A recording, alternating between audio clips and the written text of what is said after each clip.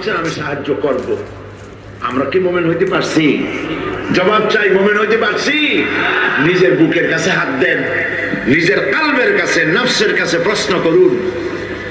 আল্লাহ যে মুসলমান চান, রসুল যে মুসলমান চান, যে কোয়ালিটি, আমি কি সেই কোয়ালিটি, সেই রিকোয়ারমেন্ট আমি কি ফুলফিল করতে পেরেছি?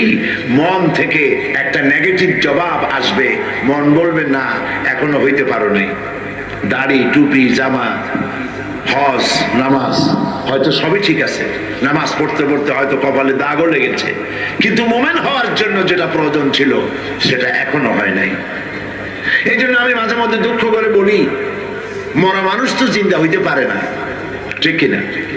কিন্তু কোন মরা মানুষ যদি জিন্দা হইতে পারতেন, এমন কোন সিস্টেম যদি থাকতো, আর একজন সাহাবী যদি জিন্দা হতে পারতেন, আর আমাদেরকে যদি দেখতেন, আমাদের আমালগুলি যদি দেখতেন, চিৎকার দিয়ে বলতেন আল্লাহর কসম, মুহাম্মদ সাল্লাল্লাহু আলাইহি ওয়াসাল্লাম রক্ত দিয়ে, সাহাবায়ে কেরাম জীবন দিয়ে যে মুসলমান তৈরি করে গেছিলেন, এরা সেই মুসলমান না।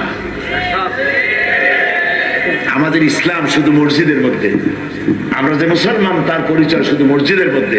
মসজিদ থেকে বেরিয়ে যাওয়ার পর আমার আচরণ আর হিন্দুর আচরণ আর খ্রিস্টানের আচরণের মধ্যে, ইহুদির আচরণের মধ্যে কোনো পার্থক্য আছে কি?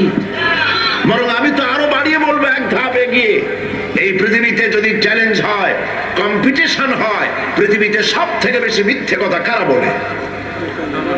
জবাব রূঢ় হলো বাস্তব, জবাবটা হচ্ছে মুসলমানেরাই। ওজনে কম দেয় কারা বেশি? মুসলমান। খাদ্যে ভেজাল দেয় কারা বেশি? মুসলমান। তাহলে আল্লাহর রহমত আমরা কেন পাবো?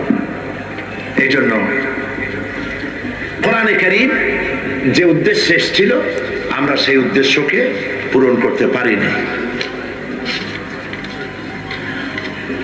কোরআন শরীফ